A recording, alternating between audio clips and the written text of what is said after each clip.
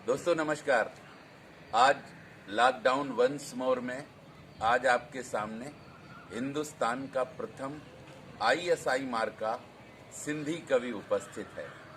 दोस्तों, हल्दी घाटी का युद्ध, 1857 का संग्राम और भारत देश की आज़ादी के बाद चौथी ऐतिहासिक दुर्घटना है सिंधियों में किसी कवि का, खासकर मंचीय कवि का पैदा होना। अक्सर जब मैं अपनी दुकान पर पिताजी के साथ अकेला रहता हूँ तो पिताजी मुझे बड़े ध्यान से ऊपर से नीचे तक देखते रहा करते हैं कि गलती कहाँ पर हो गई।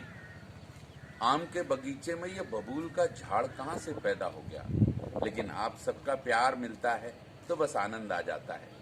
प्रस्तुत है एक प्रसिद्ध कविता के कुछ अंश। कविता का विषय है जूता। दोस्तों, जब युवाओं के आक्रोश का प्रतीक बना जूता और भ्रष्ट नेताओं पर फेंका गया तो लोगों ने जूते को बधाई दी, तो मैंने भी बधाई दे दी। मेरा इतना सुनना था कि जूता फूट फूट कर रोया। मैंने कहा, क्यों रो रहा है? बोले, तमाम लोगों ने बधाई दी, लेकिन जब आपके जैसा एक कवि बधाई देता है तो दिल टूटता है। और आज तक मेरा दर्द लोगों के सामने नहीं आया। बस जूते का दर्द सुन लें कि हम कभी कपड़ों से, कभी चमड़ों से मढ़े गए।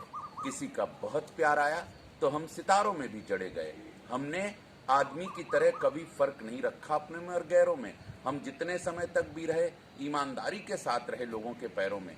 हमने नुकीले पत्थरों का दर्द भी अपनी छाती पर सहा, लेकिन प्रतिरोध के स्वर में कभी भी एक भी शब्द उफ़का नहीं कहा। आप लोगों ने इतने लंबे समय के त्याग, तपस्या और बलिदान का हमें ये क्या सिला दिया। हमें कोई पुरस्कार देने के बजाय उल्टे हमारा कलेजा ही जला दिया, और हम अब तक आशिकों पर पढ़कर ही बहुत खुश थे। यार, फिर हमें क्यों इन भ्रष्ट नेताओं पर चला दिया? क्या समझते हैं आप कि इससे घटा इनका सम्मान है?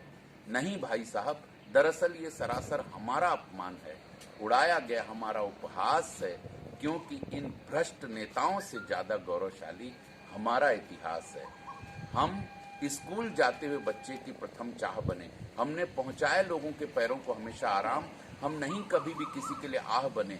हमने खोजी खेतों के बीच में से भी पगडंडियां, लड़खड़ाते कदमों की हमेशा राह बने। और हम ही थे जो जीजा और साली के मधुर रिश्तों के प्रारंभ के प्रथम गवाह बने।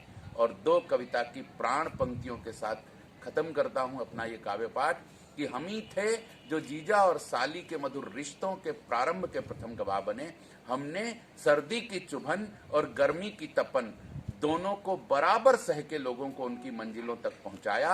और जब हम उतरे मर्यादा पुरुषोत्तम प्रभु श्री राम के चरणों से, तो अयोध्या का शासन 14 बरस तक हम ही ने चलाया। बहुत बहुत धन्यवाद मित्रों, बहुत बहुत धन्यवाद।